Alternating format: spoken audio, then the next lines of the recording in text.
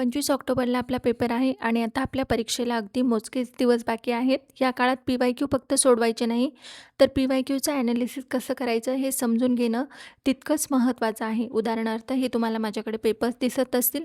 हा combine group C 2024चा paper आहे. यात मी या क्वेश्चन पेपरचा ॲनालिसिस केलेला आहे आणि फुल व्हिडिओ माझ्या यूट्यूब चॅनलवर अपलोड केलेला आहे. तर ते ॲनालिसिस मी कसं केलेलं आहे तुम्हाला इथे 2 प्रश्नांमधून मी तुम्हाला सांगते बघा.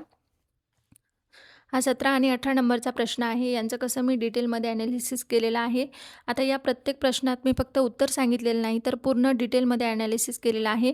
प्रश्न कसा विचारलेला आहे, योग्य पर्याय का योग्य आहेत, बाकीचे पर्याय का चुकीचे आहेत, हे सगळं समजावून सांगितलेलं आहे. आणि अशाच पद्धतीने या संपूर्ण पेपरमधल्या मी 100 प्रश्नाचा ॲनालिसिस केलेला आहे.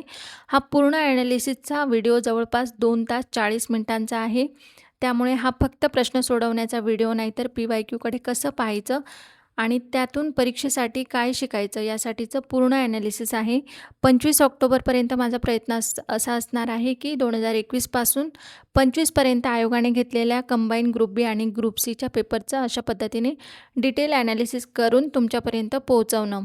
तर हा व्हिडिओ चॅनलवर मी अपलोड केलेला आहे. खाली तुम्हाला इथे दिसत असेल, एक क्लिक करा आणि त्या व्हिडिओपर्यंत पोहोचा. त्यात तुम्हाला डिटेल पी-वाय-क्यूचं ॲनालिसिस कसं करायचं हे या माध्यमातून समजेल.